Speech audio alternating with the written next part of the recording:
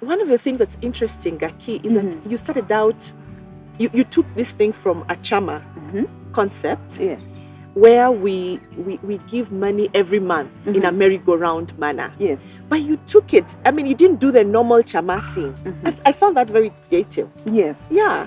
And, that creativity is also something that we've tried to do, to take along with us as we continue to grow the company. So for us, most of the times we have very open-minded members, and we try to think outside the box as often as we can. And at the onset, every time as a leader, you need to understand that every time you're trying to introduce a new concept, you'll have more naysayers than people who will support your vision. So you need to be very convicted about what it is that you're proposing.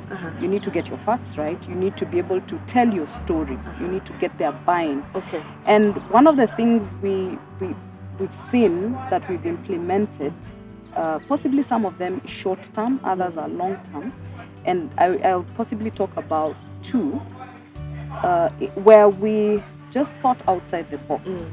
So Zaza is currently venturing into buying rental houses for rental income, and we had the cash in place for the full purchase, but then the whole process of the contracting and just doing the transaction was going to take a couple of months.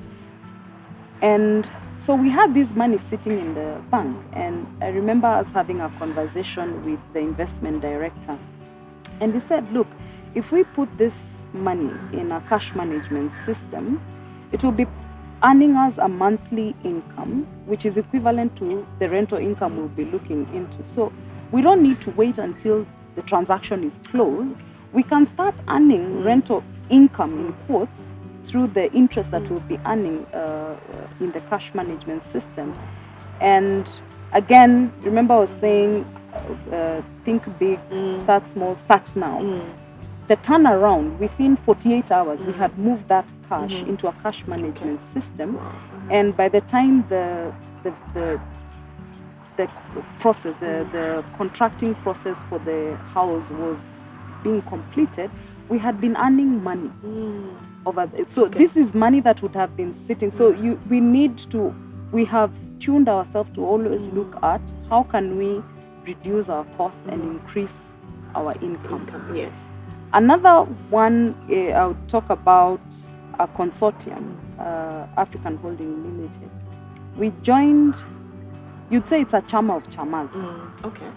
So we joined this consortium, and remember the biggest piece of land we had bought until that point was just a mere 5 acres. And we got into a consortium of like-minded investment companies, and there were 5 of them. We were one of the ones that were approached to join. And at that time, they needed us to raise 15 million as a group. Okay. And so for us to buy, and the project is 200 acres. But then we plugged in and said, you know what? We'd rather have a small piece of the big pie than own the whole of a small pie. So we joined this consortium, and out of just leveraging on the numbers, we were able to then be part of purchasing this huge chunk of land. And even as we discuss now, most of the groundwork has already been completed, and we are already disposing it through sales.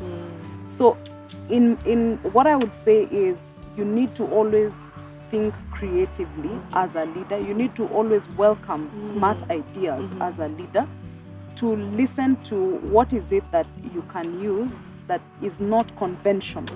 So a lot of leaders get stalled by, no, this is how we've always done it, we can't change it. So it's important for a leader to always have the open mind to embrace creativity. Yes.